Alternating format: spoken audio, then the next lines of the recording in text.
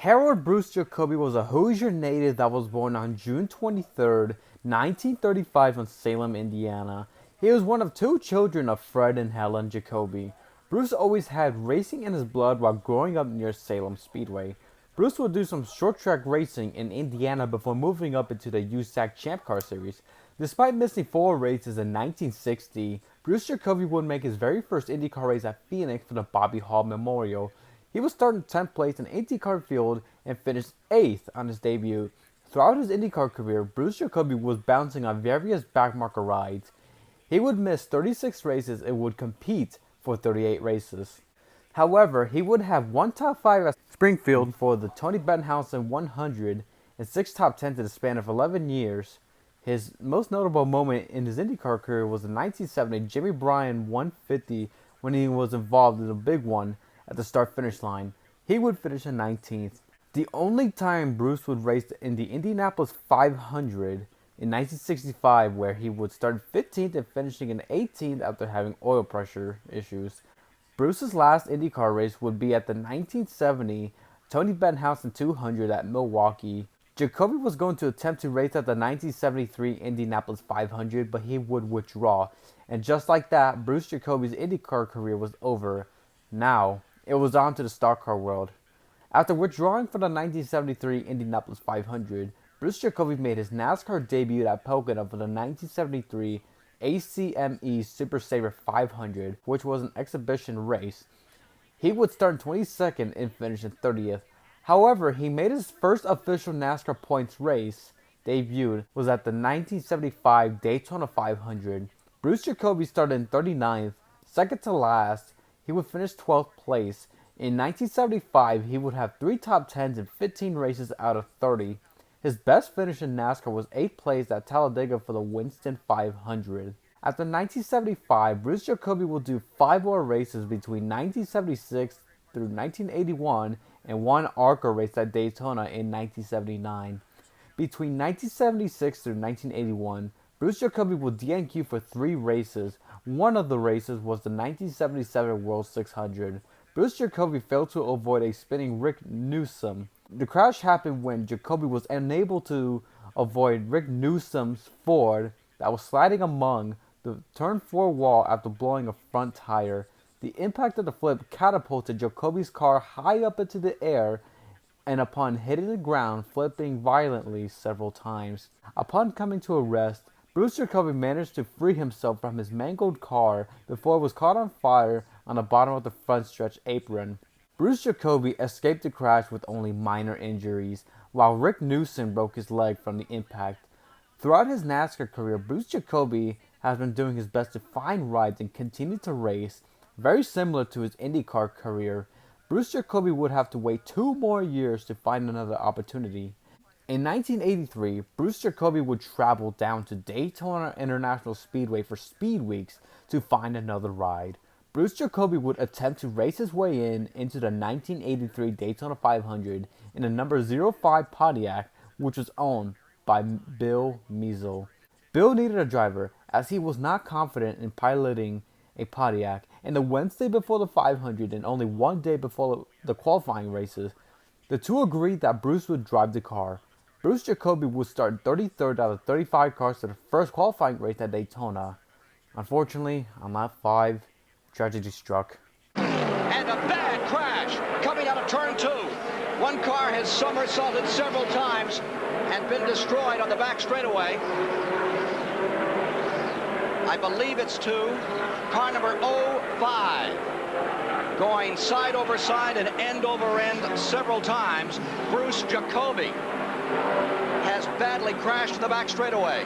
You can see the remains of the car flung all through there. Bruce came down here without a ride and talked to us for some time about working with our CBS crew for this race, and then picked up a ride just 2 days ago. The Twin 125-mile qualifying race number 1 is under caution in lap number 8 at the Daytona International Speedway. At the track hospital, Bruce Jacobi has been taken to the track hospital here for observation. We expect them to be transferring to the Halifax hospital here in just a few moments. That's the word that we have here for further observation. Now let's go to pit road with Larry Newber. Ned, Bruce Jacobi is one of the drivers that a lot of fans like to be around and like to see. Some may say that Bruce Jacobi over the years has been one of the guys who has filled out the field, but he's always been very loyal and very dedicated to the sport of automobile racing. He was involved in the transition a few years back in IndyCar racing when they went from the front engine to the rear engine cars. He's tried for quite a number of years to qualify for the Indianapolis 500-mile race up north, but never succeeded. His first love in recent years has been down here in the south running stock cars, but he has always kept his ties to the north. He's very closely aligned with the Potter family back home in Indianapolis, where the three Potter boys, or all three brothers, run actively in the USAC midget division. But Bruce Jacobi has been trying very, very desperately to get into this Daytona 500 field for the last 3 or 4 seasons. The remains of car number 05, which was running 31st at the time of the incident, coming out of turn number 2. It has rained here day after day in Daytona. It would appear that maybe something just happened coming off. The car got caught in that mud off turn number 2. And well, this is the problem. When it's been raining this heavily, the infield is absolutely saturated at the moment. I've never seen it as wet as it is. And, of course, you've only just got to get a wheel in that at that sort of speed, and over she goes. There's no question it's going to happen. 2-3 years ago, we saw a Cale Yarber spin there and get on the mud when it was also very wet, but he was extremely lucky. The car didn't roll, but he slid for hundreds and hundreds of feet, throwing up spray and mud. But unfortunately, Bruce Jacobi wasn't quite so lucky. Again, we're still standing by the hospital. The report is, we did report that they had taken Bruce Jacobi to the local hospital.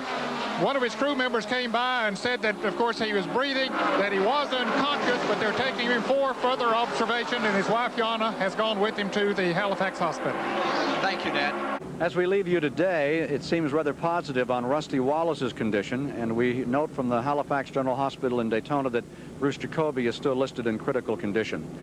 On lap 5 out of 50 lap first dual race, Bruce Jacobi was running towards the back on his own when the car broke loose. The exact cause of the crash is unknown, though many drivers reported that it has been extremely windy that day and that they actually were having their cars lifted off the ground a little. In any case, the number 05 spun into the infield off of turn number 2 and went airborne before proceeding to viciously cartwheel. After Jacobi suffered a horrible accident at the back straightaway, Bruce Jacobi was removed from the car, suffered a coma, and was taken to Halifax Medical Center with critical brain injuries, which was a bruised brain stem and a severe injury to one of his eyes, which was likely caused by partial failure of the roll cage. Several days later, it was reported that Bruce was breathing, but with the association of a respirator. On March 11, 1983, Bruce Jacobi no longer needed the respirator. 11 days later, he was flown to Hendricks County Hospital in Danville, Indiana, for further treatment.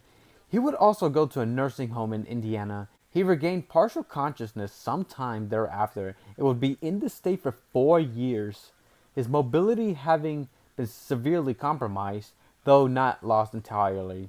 In 1984, Bruce Jacobi nearly lost his life from pneumonia. His wife, Yada Jacobi, who did some endurance races during the 1960s, was on his side. While Bruce never fully regained consciousness, his condition deteriorated when Yada wasn't at his side. Yada told the Daytona Beach News Journal that they have a much deeper, more understanding relationship, even though it was hard to describe.